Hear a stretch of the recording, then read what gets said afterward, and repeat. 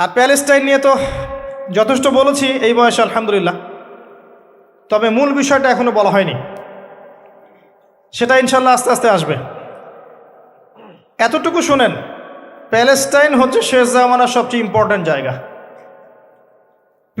সারা পৃথিবীর চেয়ে, সারা পৃথিবীতে যত জায়গা আছে এগুলো চাইতে সবচেয়ে ইম্পর্ট্যান্ট জায়গা হচ্ছে শেষ জামানায় প্যালেস্টাইন বা ফিলিস্তিন এবং জেরুজালেম। সারা পৃথিবীর সমস্ত কর্মকাণ্ড আখিরুজ্জামানে এই জেরুজালেমকে কেন্দ্র করে হবে। এই কারণেই জিউসরা সেখানে ঘাঁটি গেড়েছে। এটাই সেই জায়গা যেখানে ঈসা ইবনে মারিয়াম ইসলামী খেলাফত কায়েম করবেন অচিরেই ইনশাআল্লাহ।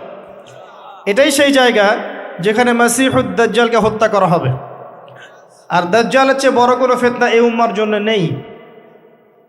কোন সূরা আপনাকে বাঁচাবে দাজ্জাল থেকে? সূরাতুল কাহফ। জীবনে একবারও পড়েছেন? হাত উঁচু করেন। অর্থসহ পড়েছেন? আলহামদুলিল্লাহ। 10টা আয়াত, প্রথম 10, শেষের 10 মুখস্থ করতে হবে। আল্লাহ পাক তৌফিক এনায়েত করুন। তিনি গেলেন বাইতুল মাকদিস। সেখানে গিয়ে দেখলেন মসজিদের মধ্যে একজন ব্যক্তি সালাত আদায় করছেন। দেহের গড়নটা একটু লম্বা এবং চুলগুলো কোকড়ানো, কানের লতি পর্যন্ত, রুগ্ন একটু। তাকে বলা হচ্ছে ইনি হচ্ছেন মুসা আলাইহিস সালাম, সালাত পড়ছেন। এখন কিভাবে সালাত পড়ছেন, জীবিত না মৃত নাকি বারজাখে, আমরা ব্যাখ্যা করতে পারবো না। যা তিনি দেখেছেন তাই বলেছেন, আমরা বিশ্বাস করেছি, সামি'না ওয়া আতা'না। যেমনটা আবু বকর সিদ্দিককে বলা হয়েছে রাদিয়াল্লাহু আনহু, আপনি কি মেরাজের ঘটনা বিশ্বাস করেন? আপনি কি মেরাজের ঘটনা বিশ্বাস করেন? আল্লাহ রাসূল সাল্লাল্লাহু আলাইহি ওয়াসাল্লাম এক রাতের মধ্যে বাইতুল মাকদিস গিয়েছেন, সেখান থেকে আরশে আজিম, আবার ফিরে এসেছেন, অজুর পানি গড়িয়ে পড়ছে। আবু বকর সিদ্দিক তিনি বলছেন, এর চাইতেও বড় কথা তো আমি বিশ্বাস করি, সেটা হলো আসমান থেকে কোরআন তার উপর নাজিল হচ্ছে প্রতিনিয়তই। যে আল্লাহ তার উপর কোরআন নাজিল করতে পারেন, তাকে আসমানে নিয়েও যেতে পারেন, এটা অবিশ্বাস করার কি আছে? এরপর থেকে তার নাম হয় কি? সিদ্দিক। তো আমরা ওই দিকে যাওয়ার চেষ্টা করি। নবীজি বলেছেন, ব্যাস সত্য। এবং এখানে ঢোকার আগে একটা পাথরের মধ্যে এই বোরাকটাকে বেঁধে রাখা হয়। আরেকজন ব্যক্তিকে দেখেছেন যার গড়ন ফর্সা এবং লালচে, এই দুইটা কালারকে মিক্স করলে যেমন গায়ের রং হবে এমন, এবং চুলগুলো হচ্ছে অনেক সোজা, সিল্কি শব্দটা আমি বুঝলাম, চুলগুলো অনেক সোজা, এটা আমার কথা, স্বচ্ছ ঝকঝকে চুল। তো গায়ের গড়নটা খুব বেশি লম্বাও না, খুব বেশি খাটোও না। নবীজিকে বলা হচ্ছে ইনি হচ্ছেন ঈসা ইবনে মারিয়াম। নবী সাল্লাল্লাহু আলাইহি ওয়াসাল্লাম আরেকজনকে দেখলেন যার গড়নটা হুবাহু নবী সাল্লাল্লাহু আলাইহি ওয়াসাল্লামের মতোই। এবার তাকে বলা হলো ইনি হচ্ছেন আদি পিতা ইব্রাহিম আলাইহিস সালাম। ইব্রাহিম আলাইহিস সালামের সাথে আমাদের নবী সাল্লাল্লাহু আলাইহি ওয়াসাল্লামের পুরো ফিজিক্যালিও মিল ছিল এবং জীবনের যে গতি এখানেও মিল ছিল। হয়তোবা এই কারণেই আমরা দরুদ ইব্রাহিমে অন্য নবীর নাম না নিয়ে ইব্রাহিম আলাইহিস সালামের নামটা নিচ্ছি। আল্লাহু আলাম, আল্লাহ ভালো জানেন। যখন নবীর নাম আসবে সবাই কমসে কম সাল্লাল্লাহু আলাইহি ওয়াসাল্লামটুকু বলবেন মনে মনে। এবার সেখানে নবী সাল্লাল্লাহু আলাইহি ওয়াসাল্লাম সমস্ত নবীদেরকে নিয়ে 2 রাকাত সালাত পড়লেন। তিনি ইমামতি করলেন। নবীদের ইমাম হচ্ছেন আমাদের নবী মুহাম্মদুর রাসূলুল্লাহ সাল্লাল্লাহু আলাইহি ওয়াসাল্লাম। আল্লাহ পাক আমাদের সবাইকে তার সুন্নাহগুলো আমল করার তৌফিক দান করুন। আমাদের প্রতিটা কাজ যেন তার সুন্নাহ মতো হয়, আল্লাহ পাক সে তৌফিক এনায়েত করুন। এরপর নবী সাল্লাল্লাহু আলাইহি ওয়াসাল্লামকে নিয়ে যাওয়া হচ্ছে আকাশে। প্রথম আকাশের দরজা আছে। এখন নাসা যদি আবিষ্কার করতে ব্যর্থ হয়, আমাদের কিছু করার নাই, আকাশের দরজা আছে। ওরা যদি বলে জান্নাত জাহান্নামের ব্যাখ্যা কি, জান্নাত জাহান্নাম তো সায়েন্স প্রমাণ করতে পারছে না, তাহলে এগুলোর কি ব্যাখ্যা? আমরা বলবো এটা সায়েন্সের ব্যর্থতা, জান্নাত জাহান্নামের অস্তিত্বের ব্যর্থতা নয়, এটা সায়েন্সের ব্যর্থতা। আছে, খুঁজতে থাকেন, একদিন পাবেন ইনশাআল্লাহ। তবে পাওয়ার আগে যে কিয়ামত হয়ে যাবে এটা নিশ্চিত, পাওয়ার আগে কিয়ামতই হয়ে যাবে। আমরা কারেন্ট অ্যাফেয়ার্সে দেখেছিলাম কয়েকদিন আগে একটা গ্রহের সন্ধান পাওয়া গেছে। এই গ্রহটা ডায়মন্ড দিয়ে তৈরি, হীরার। এখন বিশ্ববাসী বিশ্বাস করছে হ্যাঁ হীরার গ্রহ আছে। কথা বুঝতে পারছেন? আল্লাহ পাক কোরআনে বলেছেন জান্নাতের মাটি হবে সোনার, আছে না, সোনার, মতির, জহরতের। তো যদি কখনো দেখবেন সায়েন্স বলে যে হ্যাঁ এমন একটা গ্রহ পাওয়া গেছে পৃথিবী থেকে কয়েক কোটি আলোকবর্ষ দূরে, গ্রহের নাম হচ্ছে JNAXYZ.000 অমুক, এদের নামগুলো এমন ভয়ঙ্কর হয় আর কি, তখন দেখবেন বিশ্বের মানুষ বিশ্বাস করবে না বিশ্বাস? নিশ্চিত বিশ্বাস করবে। আমাদের পুরো চিন্তাটাই এখন এমন, সায়েন্স বললে হ্যাঁ আমি হ্যাঁ, ও যদি বলে না আমি না। 20 সেকেন্ড হাত দাও, 20 সেকেন্ডই। মাস্ক না পরলে যাবে না, ভাইরাস যাবেই না, পড়তেই হবে। 3 ফিট দূরে দাঁড়াও, 4 ফিট দূরে দাঁড়াও, ও যা বলবে তাই। এটা শিরক। মসজিদের মধ্যে আমরা বানরের মতো নামাজ পড়ছি, জাস্ট লাইক ডঙ্কিস, 4 ফিট দূরে দূরে এক একজন। সুবহানাল্লাহ, মাঝখানে কি শয়তানের জন্য? বাকি সবখানে এক জায়গায় একত্রিত হওয়া যাচ্ছে। মসজিদে গেলে 1000টা রেস্ট্রিকশন, কি সমস্যা? সমস্যা কোথায়? চেহারা ঢেকে নামাজ হয় মসজিদে? বড় বড় ওলামায়ে কেরামদের কাছে ফতোয়া নেন। একটা বিশ্বাস, একটা ভয়, একটা আতঙ্ক। আর কিছু কিছু মিডিয়ার কাজ হচ্ছে মানুষকে আতঙ্কিত করা। আজকে কয়টা মরলো, আজকে কয়টা আক্রান্ত হলো, আজকে কয়টা কী হলো। মানুষের সাইকোলজিক্যালি এমন, মানে মাইন্ডসেটটা তৈরি করা হচ্ছে এমন যে ভয়, আতঙ্ক। কেন ভাই, মরবেন না কখনো? সতর্ক থাকার নাম কি এরকম করা? সারা বিশ্বের মানুষকে ভয় দেখিয়ে আতঙ্কিত করে ফেলা হচ্ছে। আর ওইদিকে দেখেন যাদের যুদ্ধ করার যুদ্ধ করছে, যাদের যা কিছু করার তাই করছে। সারা ওয়ার্ল্ড অ্যাফেয়ার্স কি থেমে আছে? মানুষের দৃষ্টিভঙ্গিকে একদিকে ফোকাস করিয়ে দেয়। আমরা বলছি না যে ভাইরাসের অস্তিত্ব নাই, কিন্তু আল্লাহর চেয়ে বেশি ভয় তাকে করতে হবে কেন? বিগত 1 বছরে যতগুলো মানুষের সাথে আমি মোসাফা করেছি, এতদিনে আমার কবরে থাকার কথা ছিল, যদি সায়েন্স সত্য হয়। কথা কি বুঝতে পারছেন না? এখন আপনি আমাকে ব্যাখ্যা দেন যে আমার কেন হয় নাই, ব্যাখ্যা দেন। কি ব্যাখ্যা দিবেন আপনি আমাকে? প্রতিটা দিন ইভেন এই মাহফিলের সিজনে প্রতিটা দিন মিনিমাম 100-200 মানুষের সাথে আমি মোসাফা করেছি, এবং সবাই এটা সাক্ষী। একটা দিন আমার জ্বর আসে নাই, এর কি ব্যাখ্যা দিবেন? সায়েন্স যদি এটাই বলে যে মোসাফা করলেই ভাইরাস হবে, মোসাফা করলেই ভাইরাস হবে, তাহলে আমার হইল না কেন? এর ব্যাখ্যা দেন। কোনো ব্যাখ্যা নাই। এরপরেও আল্লাহ বিশ্বাস করবে না, এরপরেও আল্লাহ বিশ্বাস করবে না। জামজাম কূপের পানির ব্যাখ্যা দেন, কিভাবে এত পানি চলছে, শেষ হচ্ছে না কেন? আমাদের চিন্তা ভাবনা চেঞ্জ করেন। ও যা বলবে তার 100% সত্যি হতে হবে এমন নয় বিষয়টা। এর উপরে আল্লাহ পাকের জ্ঞান আছে, আল্লাহর হুকুম চলে, আল্লাহর হুকুমই সব কিছু। এর বাইরে মানুষ প্রোটেকশন নিবে, সুস্থ থাকবে, সে তার মেডিকেল রুটিনগুলো ঠিকঠাক মতো চলবে, ঠিক আছে, কিন্তু এত বেশি কেন মাথায় নিতে হবে যে আল্লাহকেই মানুষ ভুলে যাচ্ছে? সব কিছুর ঊর্ধ্বে মনে হয় যে বস্তুবাদিতে আল্লাহ অনেক পরের আল্লাহ। ব্যাপারটা কেন এমন কেন হলো? আমরা দিন দিন আমাদের সাইকোলজি এমন জায়গায় নিয়ে যাচ্ছি যে চিন্তা ক্ষেত্রে আমরা বুদ্ধিবৃত্তিকভাবে শিরক করছি। আল্লাহ পাক বোঝার তৌফিক দান করুন, আমিন। আসেন, কোন জায়গায় ছিলাম? প্রথম আকাশ, আকাশের দরজা আছে, নক করা হচ্ছে। আরেকটা কথা বলি, এই পুরো মহাবিশ্বে যতদূর পর্যন্ত আলোচনা হয়েছে এগুলো প্রথম আকাশের অন্তর্ভুক্ত, এরপরে দ্বিতীয় আকাশ। কথা কি বুঝতে পারছেন? এই সব কিছু প্রথম আকাশের মধ্যে, এত গ্যালাক্সিস, এত গ্রহ, এত নক্ষত্র সব কিছু।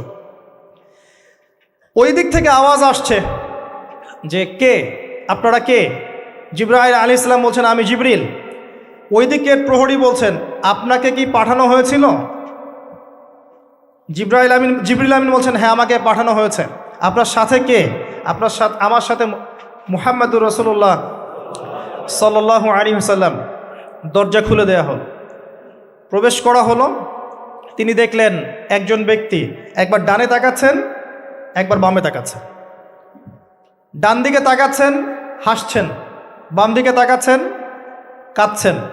নবী সাল্লাল্লাহু আলাইহি ওয়াসাল্লাম জিজ্ঞাসা করলেন উনি কে আর উনি এমন করছেন কেন? তাকে বলা হলো তিনি হচ্ছেন আমাদের সবার আদি পিতা আদম আলাইহিস সালাম। যখন ডান দিকে দেখছেন, ডান দিকের রূহগুলো হচ্ছে জান্নাতি রূহ, এগুলোকে দেখে তিনি হাসছেন। তার সন্তানদের মধ্যে এই মানুষগুলো জান্নাতে যাবে। যখন বাম দিকে তাকাচ্ছেন তার সন্তানদের এই রূহ দেখে তিনি কষ্ট পাচ্ছেন, এরা জাহান্নামে যাবে।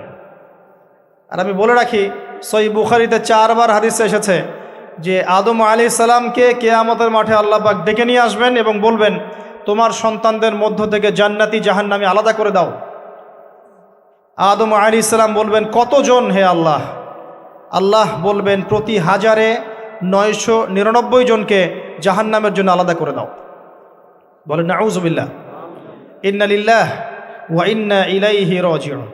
প্রত্যেক 1000-এ 999 জন মানুষ জাহান্নামে যাবে। আল্লাহ পাক আমাদেরকে হেফাজত করুন, আমিন। তবে সবচেয়ে বেশি মানুষ যারা জান্নাতে যাবে তারা এই উম্মতের মধ্যে, এটা সুখবর। সবচেয়ে বেশি মানুষ যারা জান্নাতে যাবে তারা এই উম্মতে মুহাম্মাদের মধ্যেই হবে। তারপরেও আরেকটা দুঃসংবাদ, যে এই উম্মতের মধ্যে 73টা দল হয়ে যাবে, যার মধ্যে 72 দল জাহান্নামে যাবে, একটা দল জান্নাতি। মা আলা আলাইহি ওয়া আসহাবি, আমি যার উপরে আছি, আমার সাহাবীরা যার উপরে আছেন। অতএব আমরা আমাদের আকীদা আমলগুলোকে আল্লাহ রাসূল সাল্লাল্লাহু আলাইহি ওয়াসাল্লাম এবং সাহাবীদের আকীদা আমলের সাথে মিলাই, ইনশাআল্লাহ আমরা জান্নাতে যাব। আরেকটা কথা হচ্ছে, এই উম্মতের মধ্যে যারা শিরক না করে মারা যাবে, শিরকের গুনাহ না করে মারা যাবে, হয়তো অন্য অন্য বড় গুনাহ আছে, আল্লাহ চাইলে তাদের সমস্ত গুনাহকে মাফ করে জান্নাতে দিতে পারেন। সাবধান থাকবেন শিরক থেকে। আল্লাহ পাক সবাইকে শিরক থেকে মুক্ত রাখুন, আমিন। আদম আলাইহিস সালামকে দেখে তিনি সালাম দিলেন, তিনি সালামের প্রতি উত্তর দিলেন, মারহাবা জানালেন এবং এগিয়ে চললেন। দ্বিতীয় আসমানে নবী সাল্লাল্লাহু আলাইহি ওয়াসাল্লাম সাক্ষাৎ হচ্ছে 2 জন নবীর সাথে। একজন ঈসা ইবনে মারিয়াম, নাম শুনেছেন? তিনি সেই নবী যিনি মসিহুদ দাজ্জালকে হত্যা করবেন এবং এই পৃথিবীতে তিনি আবারও ফিরে আসবেন ইনশাআল্লাহ। ন্যাটো ওকে ঠেকাতে পারবে না, জিউসরা তাকে ঠেকাতে পারবে না, ইসলামের অন্যান্য যে বিরোধী শক্তি তারা তাকে ঠেকাতে পারবে না। তিনি পৃথিবীতে আসবেন, সিরিয়ার দামেস্কের সাদা মিনারের উপরে তিনি অবতরণ করবেন 2 জন ফেরেশতার কাঁধে ভর দিয়ে। যখন তার চুল দিয়ে টপ টপ করে পানি পড়তে থাকবে এবং এই ঘামগুলো বা পানিগুলো দেখতে মুক্তার মতো মনে হবে। হাদিস এভাবে স্পষ্ট এসেছে, হাদিস এভাবে স্পষ্ট এসেছে, টাটকা। যে কোনো আলেমকে জিজ্ঞাসা করেন, আপনাকে বলে দিবেন ইনশাআল্লাহ। তিনি হত্যা করবেন মসিহুদ দাজ্জালকে প্যালেস্টাইনের বাবেলুদ নামক জায়গায়। বাবেলুদ কোথায় এখন দেখে নিয়েন, ওই জায়গাটা কাদের দখলে আছে। তার সাথে আরেকজন নবীকে দেখলেন, নবী সাল্লাল্লাহু আলাইহি ওয়াসাল্লাম, তার নাম ইয়াহইয়া আলাইহিস সালাম, ঈসা ইবনে মারিয়ামের খালাতো ভাই, বা দুজনের মাঝখানে একটা সম্পর্ক আছে, আমি এই মুহূর্তে ভুলে গেছি, এরকমই কিছু একটা হবে। ইয়াহইয়া আলাইহিস সালাম সেই নবী যার নাম আল্লাহ পাক নিজে রেখেছেন, সুবহানাল্লাহ। তিনি সাইয়্যেদ ছিলেন, নেতা ছিলেন, নবী ছিলেন। একইভাবে সালাম বিনিময় হলো, নবীজি এগিয়ে চললেন সাল্লাল্লাহু আলাইহি ওয়াসাল্লাম। তৃতীয় আকাশে তিনি দেখলেন আরেকজন নবী, তাকে বলা হলো তিনি হচ্ছেন ইউসুফ আলাইহিস সালাম, যাকে পুরো পৃথিবীর অর্ধেক সৌন্দর্য দেওয়া হয়েছে।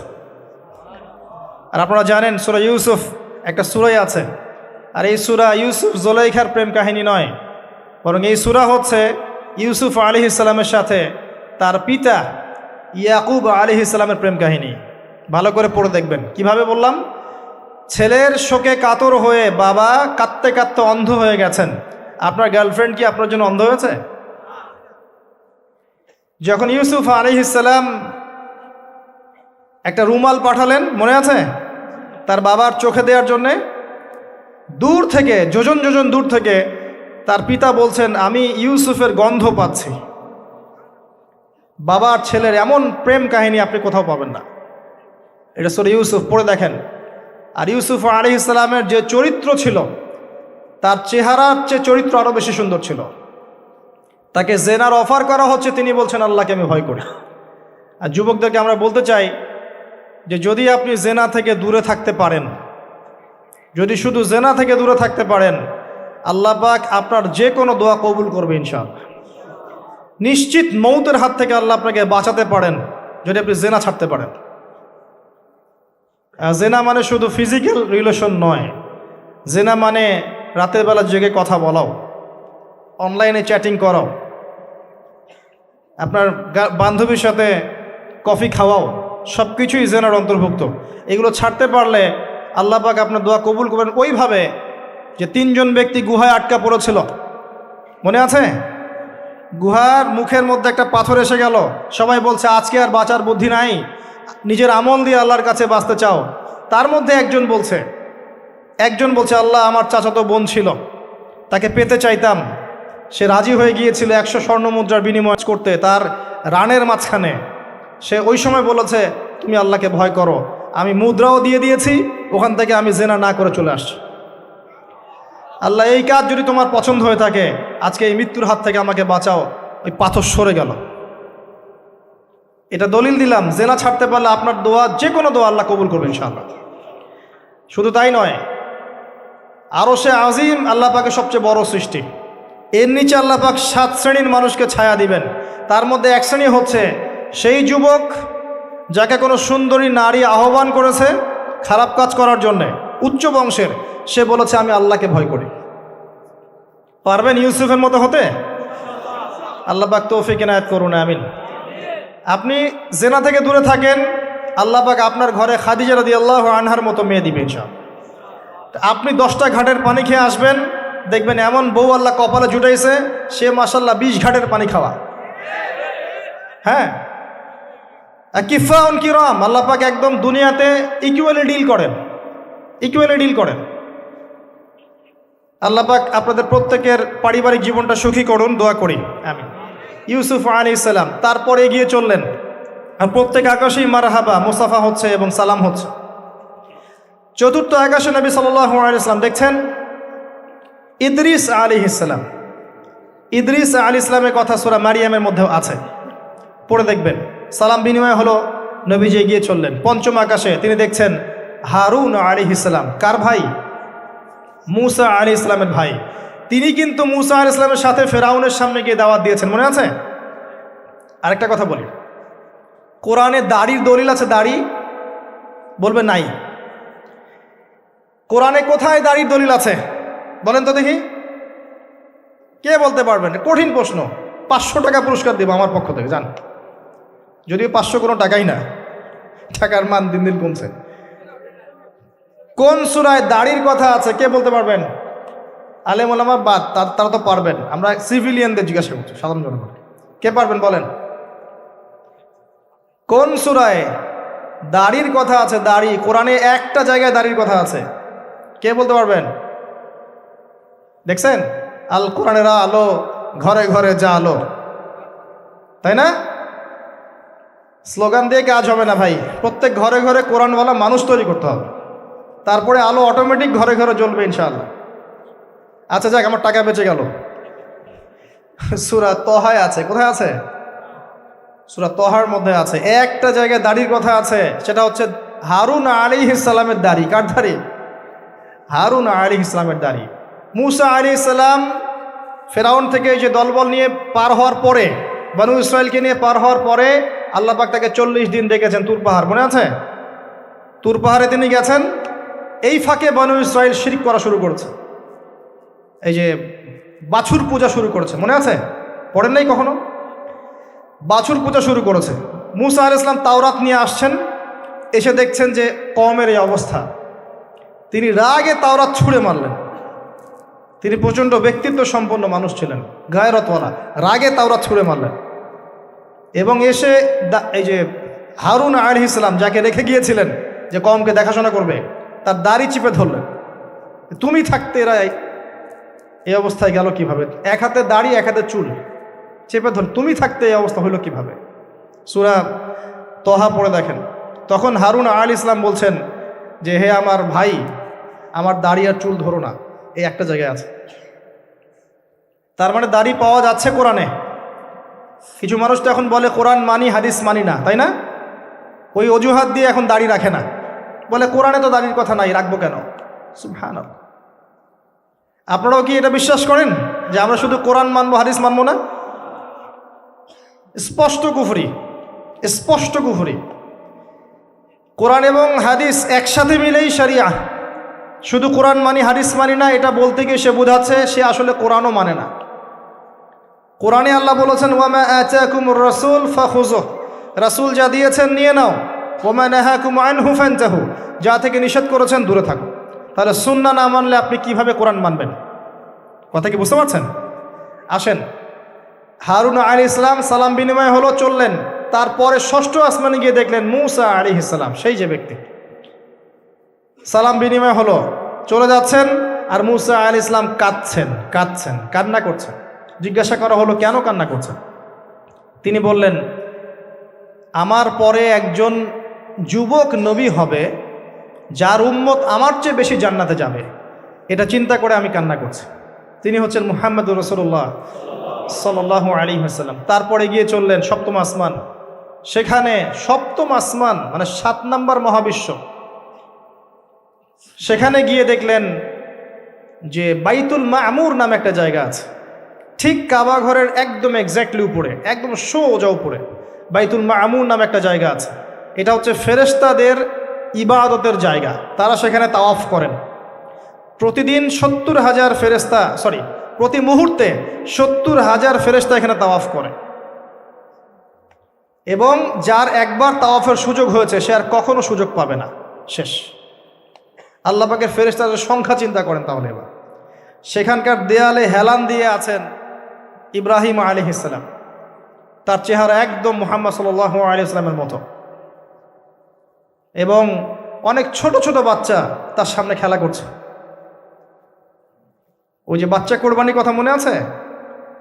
যেসব মুমিন মুসলিমদের ছোট ছোট বাচ্চা কাচ্চারা নাবালক অবস্থায় মারা যায় না, তাদের আত্মাগুলো সেখানে চলে যায়, তারা সেখানে খেলা করতে থাকে।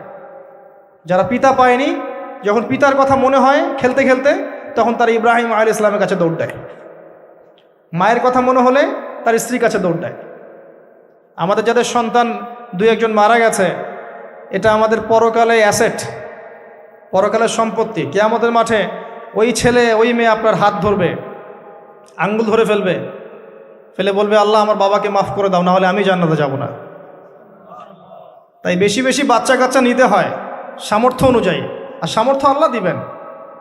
যখন আপনি 4-5টা এরকম করে বাচ্চা কাচ্চা নিবেন, 2-1টা বাচ্চা মারা যেতে পারে, এগুলো আপনার পরকালের সম্পত্তি। আর এখন তো আমাদের জেনারেশনকে রেস্ট্রিক্টেড করার জন্যে 2টো সন্তানের বেশি নয়, 1টি হলে ভালো হয়। সুবহানাল্লাহ। মুসলিমদেরকে চতুর্দিক থেকে চাপে ফেলা, চতুর্দিক থেকে গলা চিপে ধরা। আর কি জনশক্তিতে রূপান্তরিত হলে কোনো সমস্যা আছে? চাইনিজদের জনসংখ্যা কত? চায়নার জনসংখ্যা কত? ম্যাক্সিমাম জনগণকে তারা জনশক্তিতে রূপান্তরিত করেছে।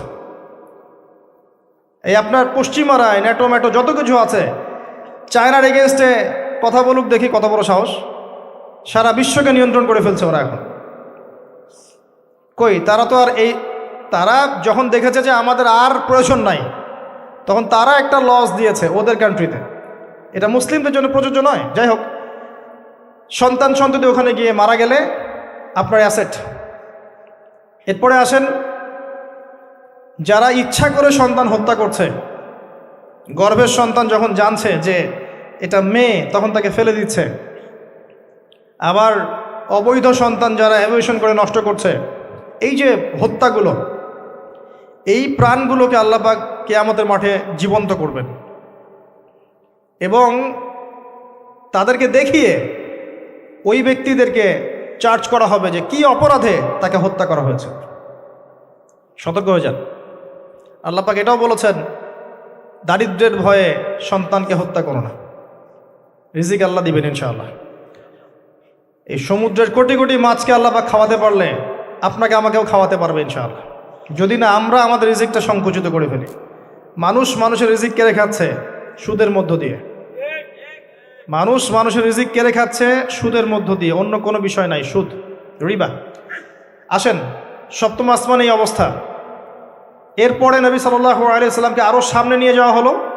এই জায়গার নাম সিদরাতুল মুনতাহা। কি নাম? সর্বশেষ জায়গা, যেখানে জিবরাইল আলাইহিস সালামও এর উপরে আর যেতে পারেন না। যদিও বা জিবরাইল আলাইহিস সালাম ফেরেশতাদের সর্দার, তিনিও যেতে পারেন না।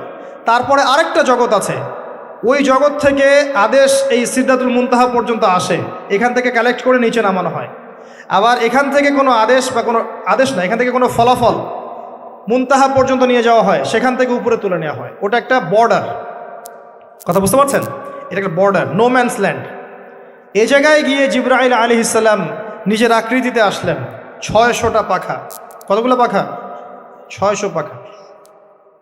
নবী সাল্লাল্লাহু আলাইহি ওয়াসাল্লাম একটু বিব্রত বোধ করছিলেন, তিনি আবার আগের রূপে ফিরে আসলেন। এই জায়গায় বাহন চেঞ্জ করা হলো। এখানে নবী সাল্লাল্লাহু আলাইহি ওয়াসাল্লাম বলেছেন, আমি সিদরাতুল মুনতাহায় এমন কিছু রং দেখেছি, এত অপরূপ সৌন্দর্য দেখেছি, যেটা কোনো মানুষের পক্ষে ভাষায় প্রকাশ করা সম্ভব না। এটা শেষ সীমানা, এবং এটা একটা বড়াই গাছের মতো দেখতে, সরি বড়ই গাছ, বড়াই গাছ না, আসলে বড়ই গাছের, কুল গাছের মতো দেখতে। এরপর আরেকটা বাহন আনা হলো, এটা বাহন চেঞ্জ করা হলো। এবার তিনি আরও ঊর্ধ্বে উঠে যাচ্ছেন, উঠছেন উঠছেন উঠছেন। একটা পর্যায়ে ওই জগতে যে ফেরেশতারা আছেন, যারা আল্লাহ পাকের আদেশ লিখছেন, ওই আদেশগুলো লিখার যে কলমের খসখস শব্দ, এটা নবীজি শুনতে পারলেন। সুবহানাল্লাহ। নূরের পর্দার কাছাকাছি তাকে নিয়ে যাওয়া হলো, একদম আল্লাহ পাকের কাছাকাছি, আরো সে আজিমের কাছাকাছি। এখানে আল্লাহ রাব্বুল আলামিন সরাসরি তার সাথে কথা বললেন, যা ওহী করার তা করলেন, এবং স্পেশালি 3টা গিফট বা হাদিয়া দিলেন। কয়টা? 1 নাম্বার 50 ওয়াক্ত নামাজ। কত ওয়াক্ত? 2 নাম্বার সূরা বাকারার শেষের 3 আয়াত, সূরা বাকারার শেষের 3 আয়াত।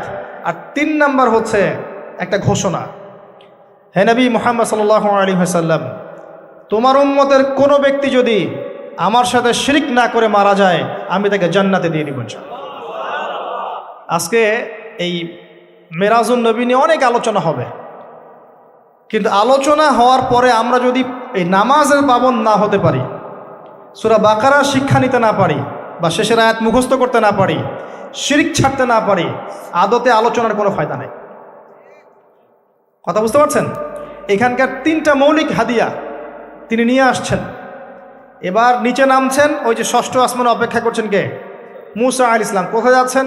এই কি হলো আল্লাহর সাথে কথাবার্তা, এই হয়েছে। কি দিয়েছে আপনাকে? 50 ওয়াক্ত নামাজ। বলেন কি 50 ওয়াক্ত নামাজ? আমার উম্মতে 2 ওয়াক্ত নামাজ ছিল, পড়তে পারে নাই। পারবেন আপনার উম্মত?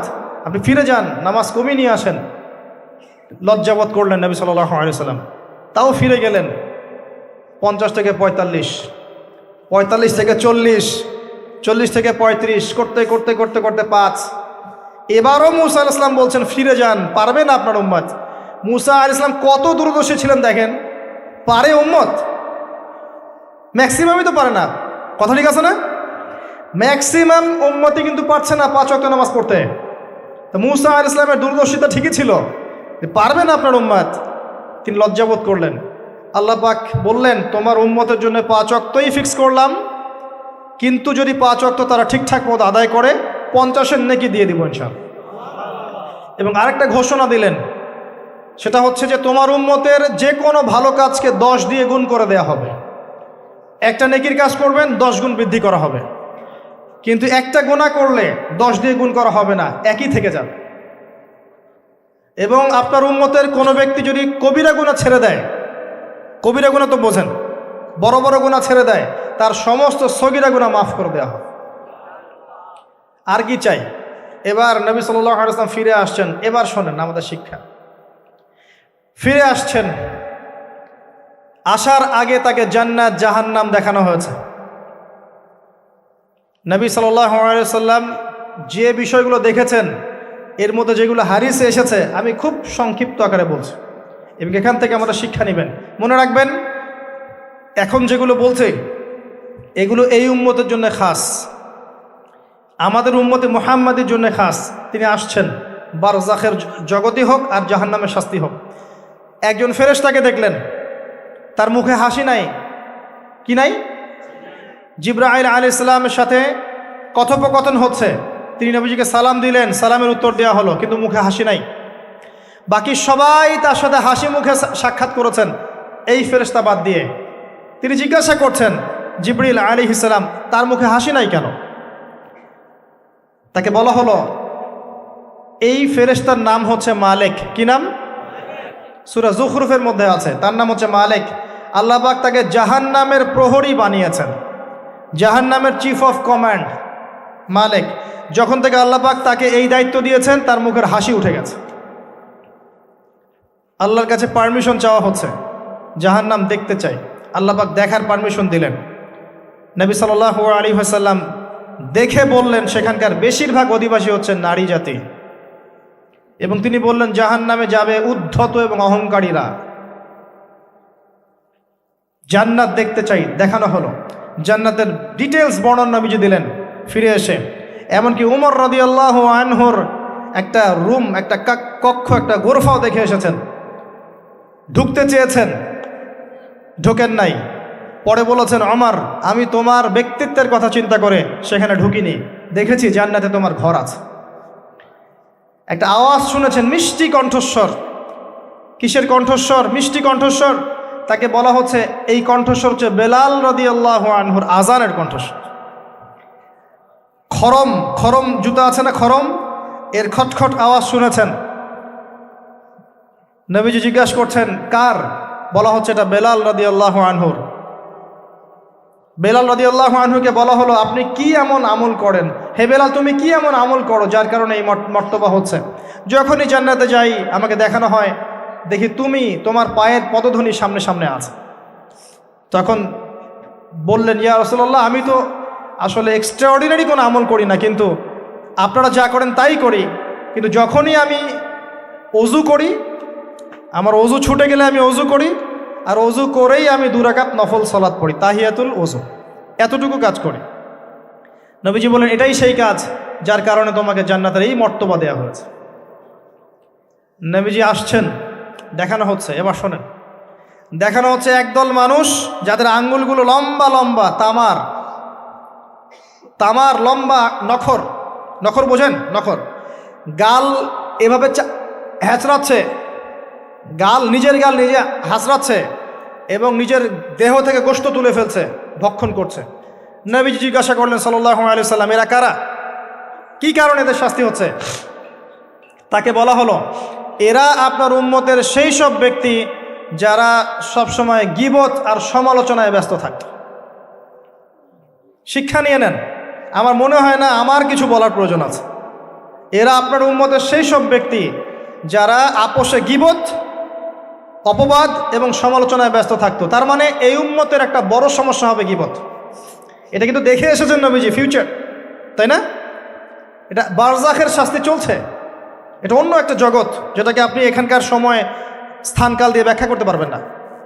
এটা টাইম ট্রাভেলিংয়ের মতো। নবীজি আসছেন সাল্লাল্লাহু আলাইহি ওয়াসাল্লাম, দেখছেন, listen to me very carefully.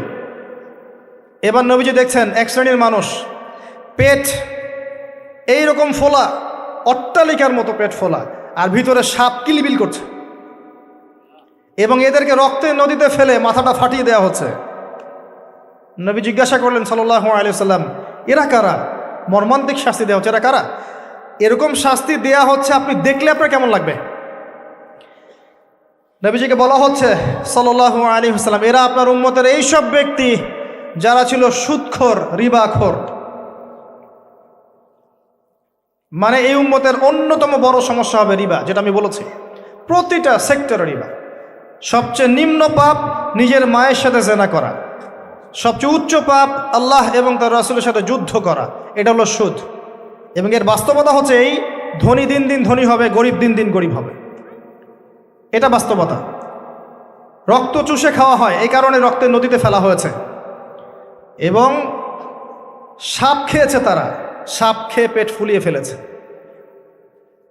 আমার মনে হয় না ব্যাখ্যা করার প্রয়োজন আছে। আর একটা হাদিস আগেই বলেছি, যে দেয়, যে নেয়, যে সাক্ষী থাকে, যে লিখে রাখে, সবাইকে সমানভাবে লানত করেছেন নবী সাল্লাল্লাহু আলাইহি ওয়াসাল্লাম। নবীর লানত নিয়ে হাউজে কাউসারের পানি কোশ্চিন কালো পাবেন না, কবরের উত্তর দিতে পারবেন না। এমনকি এই নবী সাল্লাল্লাহু আলাইহি ওয়াসাল্লামের সুপারিশ আপনার কপালে নাও জুটতে পারে, সতর্ক হয়ে যান। না খেয়ে থাকেন, সুদ খায়েন না। না খেতে খেতে না খেয়ে মারা যান, তাও সুদ খায়েন না। আর যদি আপনি আল্লাহর জন্য ছাড়তে পারেন, আল্লাহর জন্য ছেড়ে দেন, আল্লাহ পাক আপনাকে বেহিসাব রিজিক দেবে ইনশাআল্লাহ। যাররা পরিমাণ সন্দেহ করবেন না যে আল্লাহ কি দিবেন না দিবেন না, আল্লাহ পাক অবশ্যই দিবেন ইনশাআল্লাহ।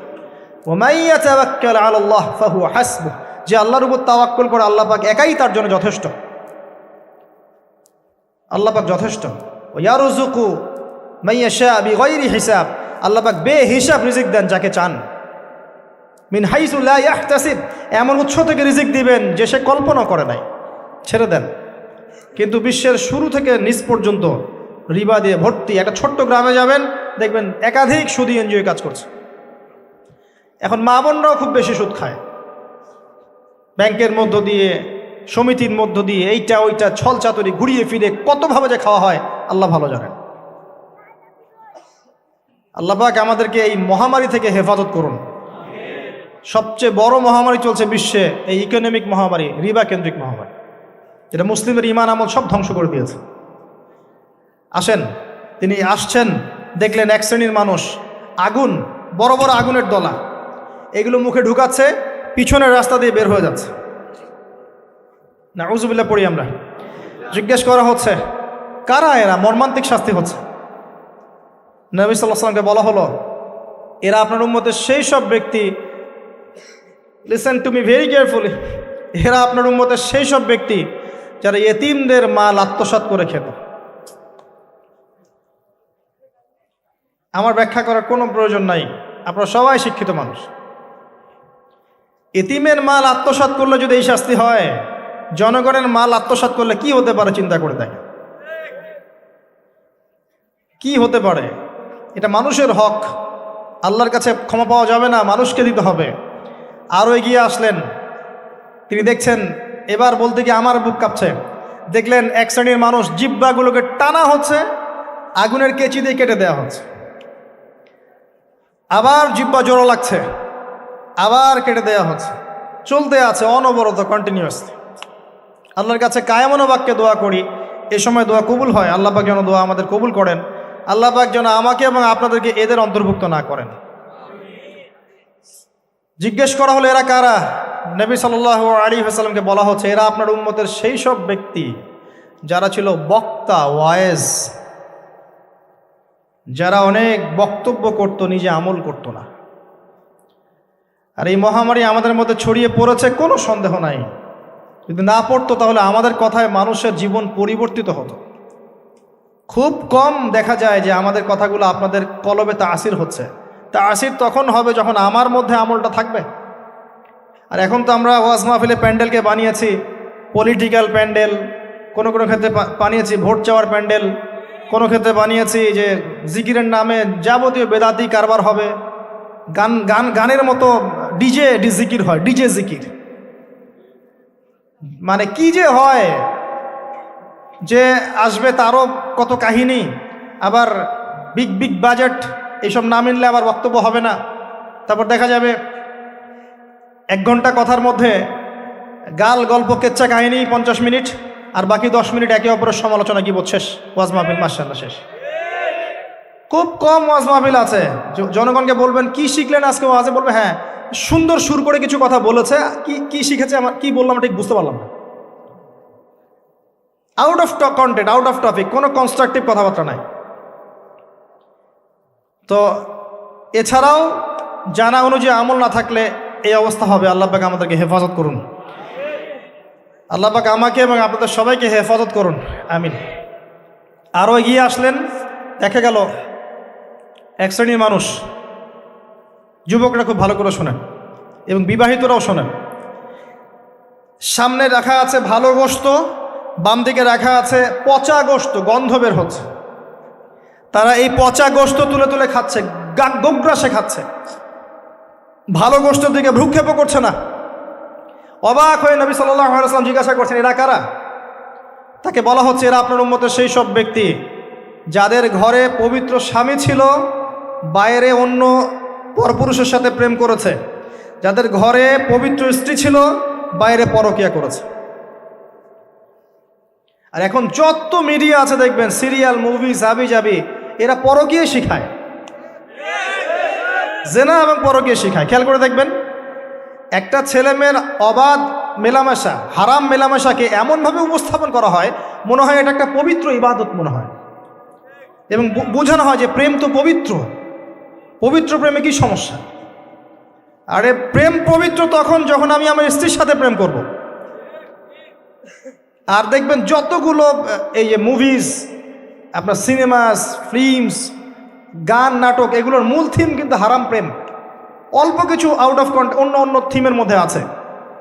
দেশ নিয়ে কতগুলো মুভি হয়েছে, কতগুলো নাটক হয়, ইসলাম নিয়ে কতগুলো হয়, শ্রদ্ধা ভক্তি এগুলো নিয়ে কতগুলো হয় দেখবেন।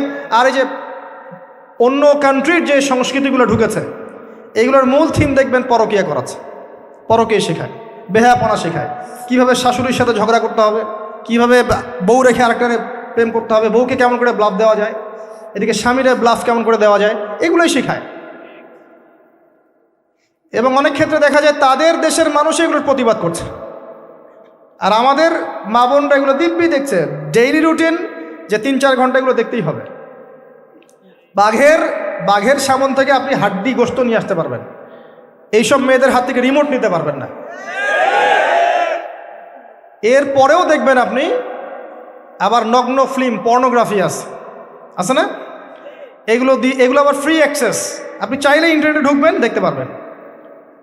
এটা কিন্তু আমরা রাষ্ট্রীয়ভাবে বন্ধ করতে পারতাম, যে আমার দেশে কোনো পর্ন সাইট চলবে না, কোনো পর্ন সাইট চলবে না।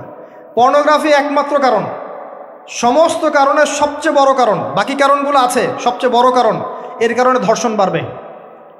যত বেশি পর্নোগ্রাফি প্রচলন ঘটবে তত বেশি ধর্ষণ বাড়বে। কারণ পর্ন দেখতে দেখতে মানুষের ভিতরটাকে পশু বানিয়ে ফেলা হয়, এবং এই পশু সুযোগ পেলেই একটা মেয়েকে ধর্ষণ করবে।